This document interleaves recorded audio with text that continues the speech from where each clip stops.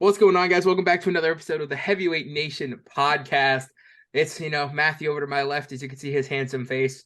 And we have another epic guest, Division II wrestler, ended up getting ranked number 2 in the country this year. And I guess we say wrestler influencer, probably the biggest wrestling influencer, Mr. Cayden Henschel from UW Parkside. How you doing today, Cayden? What's going on? I'm doing so good. So happy to be here. So happy to be here. Cayden, let me just say, from all of us here, we just want to say congratulations to you. Obviously, your best college season you had, so Mhm. far, and then probably one of the best YouTube, the stint of YouTube growth that you've had has been also absolutely insane, man. Yes, thank you. It's been crazy. I think, the work, putting in, paying off, and just with having like YouTube as a hobby and now having that as, kind of my job, it's amazing. I'm just so grateful for that. Yeah, I mean, definitely, man. Grown, well over 100K subs on YouTube, and now we know you just hit 100K recently on Instagram. I mean, just kind of became a staple, and Yeah. you know, how do you think that, being this, level of content creator now, how do you manage the work-life balance, still being able to compete at a national level in Division hmm two college wrestling?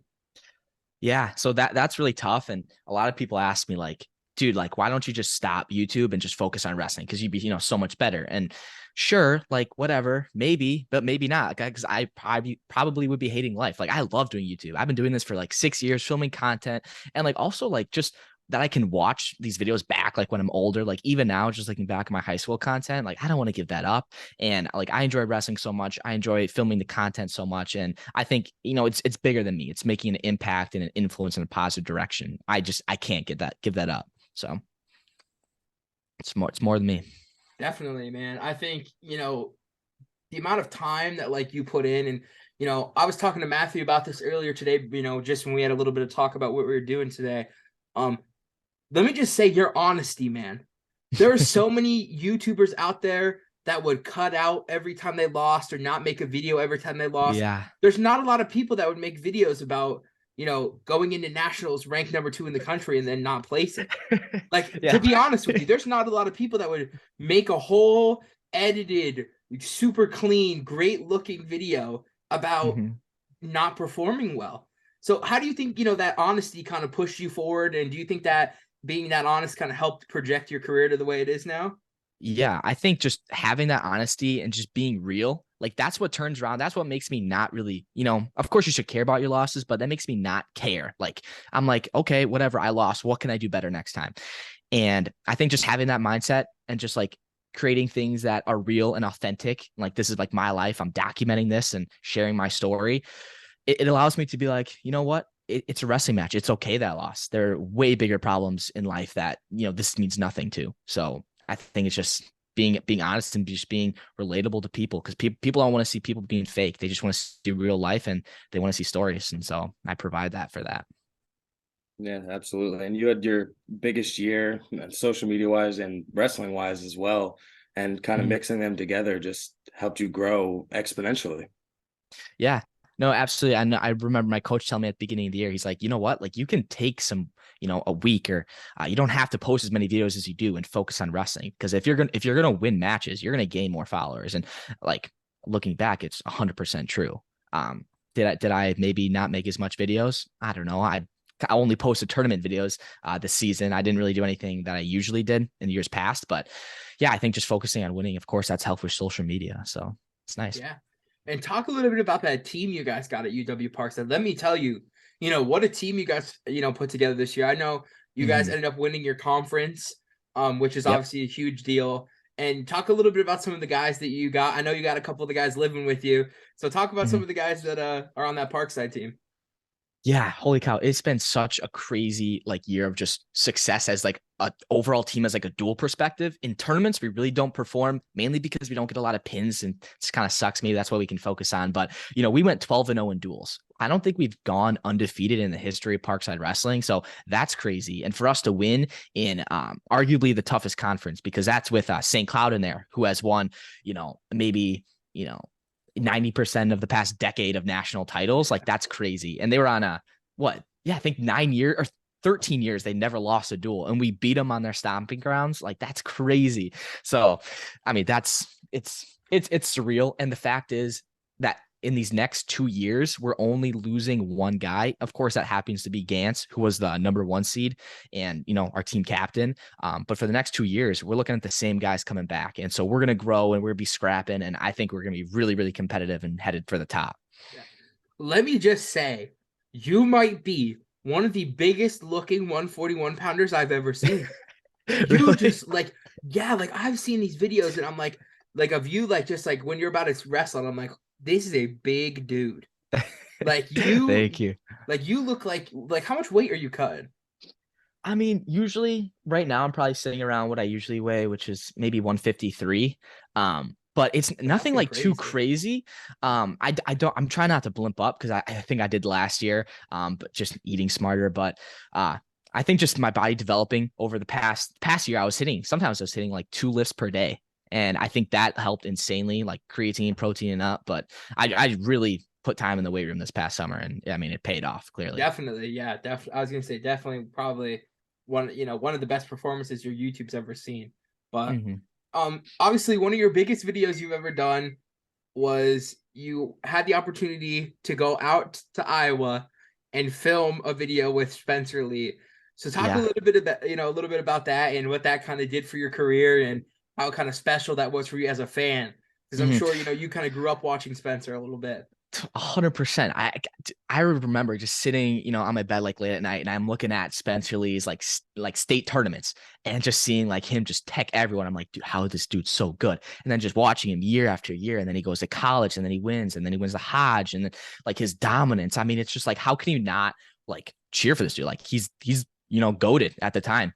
And so I reached out to him, and eventually kind of like all the stars aligned, and he's like, you know what, like, let's do it. And I was like, holy cow, like I've never done something like this before. And for Spencer to be like the first dude like that I'm doing it with, like it could have been another maybe national qualifier, All-American, but like Spencer Lee, like I'm just like shaking just thinking about it. But drove over there, met him, went to his house, and just nice dude, really respectable, and was there with also my buddy who was filming, and we filmed it, went in the wrestling room. Couldn't wrestle because he was still recovering from his double ACL surgery. But we lifted and had a good time, and just awesome. And people on YouTube loved it. They were saying like, the collab that we didn't know but needed. And I'm looking forward to do more collabs like that in the future. Yeah. And speaking on more collabs, like, do you have any, big plans for like your YouTube, like growing it and doing different things and all that? Speak on that a little. Yeah, definitely. I've reached out to countless, already this year's national champs and world and Olympic guys on that level.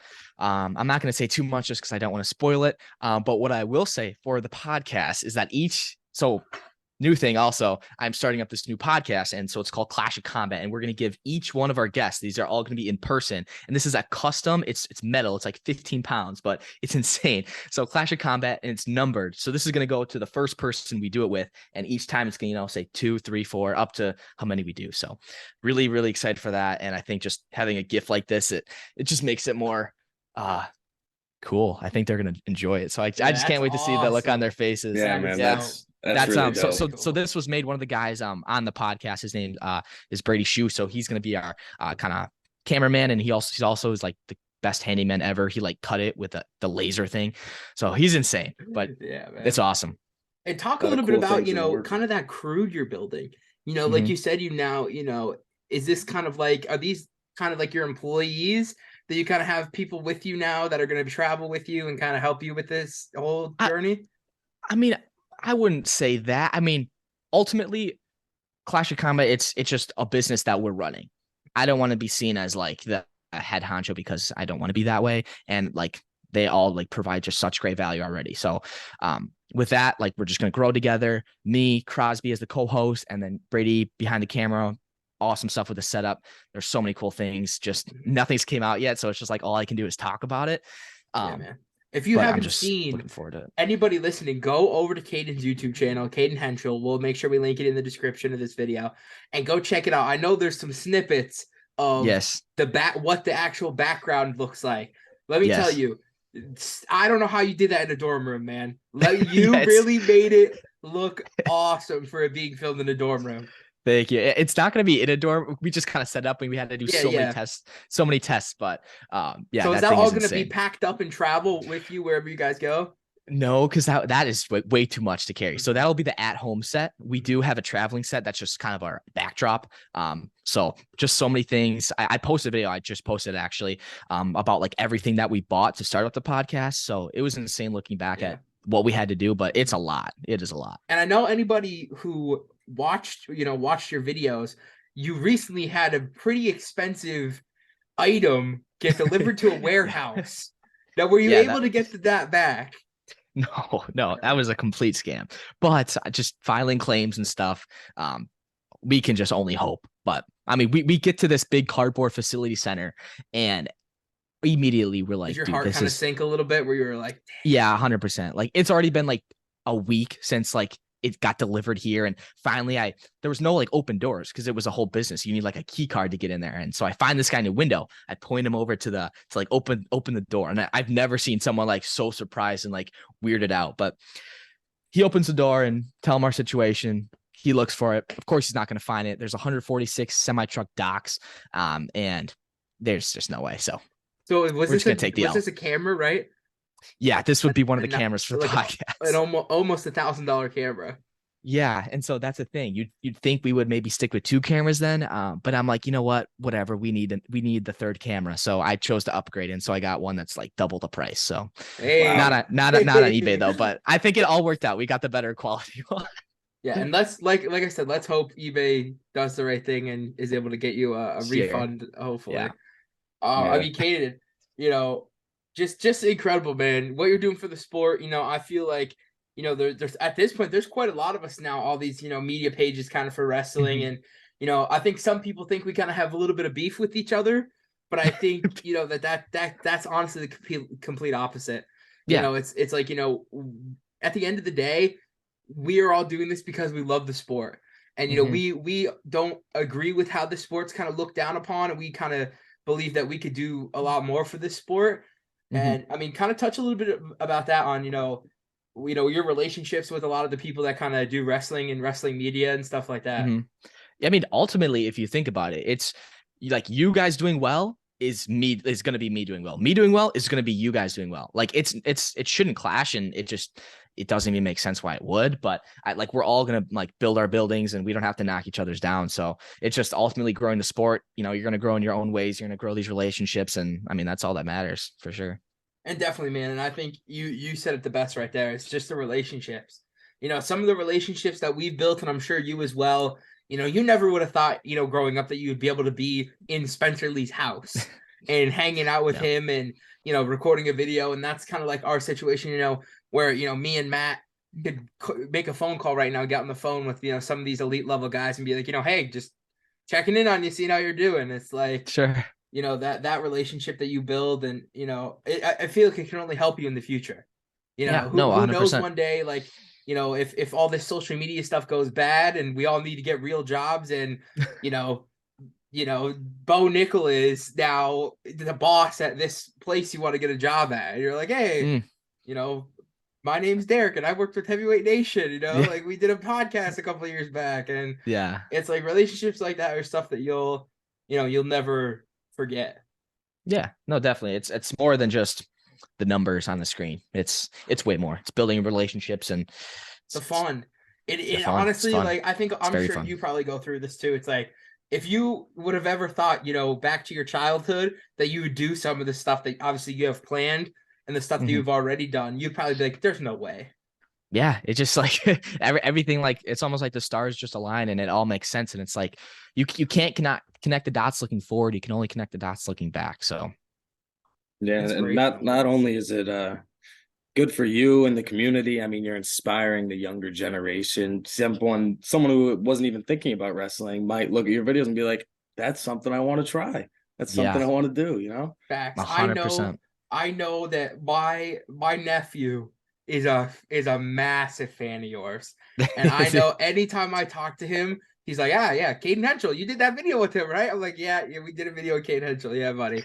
We That's did. too funny. Yeah, and I That's know, awesome. especially I feel like you got a lot of the younger generation kind of Mhm. into it, and I'm sure there's some kids that started wrestling just because of your videos.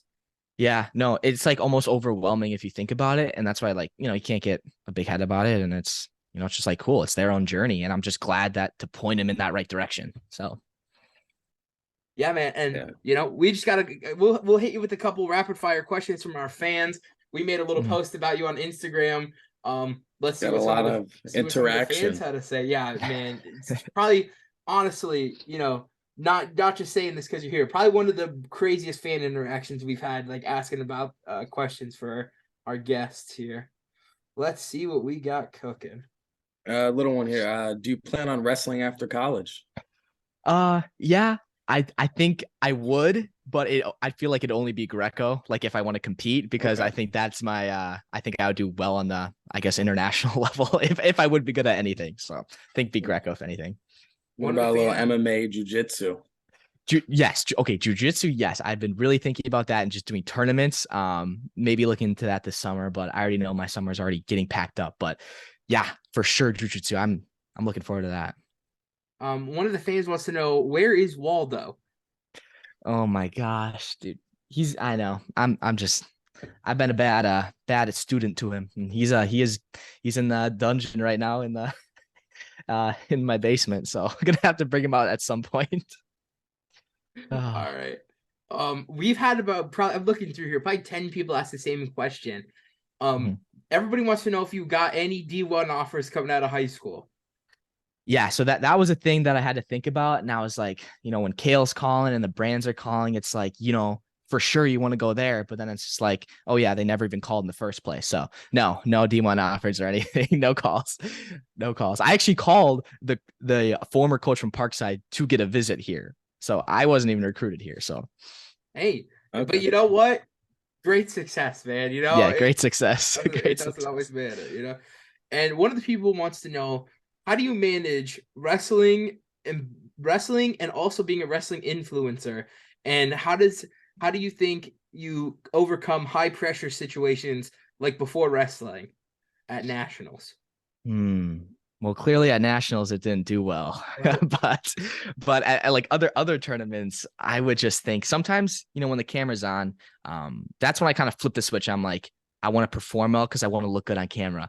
But it's more than that. But I think it's just I've been doing it for so long in 6 years. It's just ultimately like, how do I say this?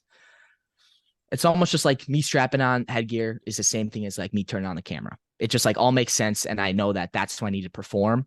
And since I've been doing it for so long, it's just been, you just learn as you go. So it's crazy because no one else has done it. No one else is doing this. So it's hard to explain and it's hard to, I guess, replicate because everyone has their own ways of doing it if they would do it. Definitely. Someone else asked, what's your biggest struggle in college wrestling? Biggest struggle is turning guys. Holy cow. I've only gotten 2 pins in college wrestling over my past 3 years, and they were only my first 2 matches this year. Other than that, like turning has been just my ultimate downfall. And I think I would have won so many more matches. I mean, I lost 5 times this year, 3 to the same kid. But I think with opening turns, just that is the biggest thing. And that's what I'm going to focus on for sure 100% this summer to get better at. Yeah. And Awesome, somebody wants to know, who is the best wrestler on your UW Parkside team, in The your best opinion? the best wrestler? I mean, well, if we're going back on placements, it's Spuler. Jalen Spuler got 4th this year, so it's probably him right now. Jalen Spuler. Sounds good, man. And one more question for you from one of the fans. Let's pick a random one here. All right. If you had the opportunity to go D1 right now, would you do it? No, I No? would not. No. No. I'm at a spot where I want to be. I'm only an hour away from home. My girlfriend's only a couple hours away. I'm here with my friends. I love this team. I love where I'm at. I love my coaches, and I want to be here. I want to finish it here. So Definitely awesome. And we I think we about to ask you this question last year. We're gonna ask you it again and see if anything's changed. 3 sure. of your UW Parkside teammates to take with you to the zombie apocalypse. Who would they be, and why would you take them with you? Yeah. So one, I'm gonna take Ray Ray. He's our heavyweight. I'm gonna put him as a bait for one of the zombies if anything's going haywire. Low key, shout out to Ray Ray. Shout out to Ray Ray. I'm a big Cayden Henschel fan. You're gonna hear because I know a lot about these videos. Shout out to Ray Ray. Got a win over the returning national champion. Yes, he did. Shout out to Ray Ray. Yeah, Ray. So I guess I'll choose Ray for that. Next, well, I'd probably choose Gantz because he'll just mess up any zombie. He's dangerous, so has a lot of stamina. And last person I would take to a zombie apocalypse.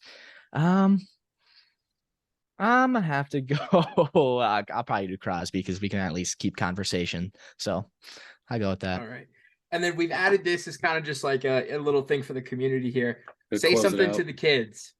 Say something to the kids out there. You know, anybody that wants to become either an influencer or wants to become a wrestler in college, say something to the kids, man. I would say this: whatever you want to accomplish, it's great to focus on the outcome. 100%. Do it. I think you should do it. But I think you should more focus on the habits that you're doing on a daily basis that are going to get you to that end zone.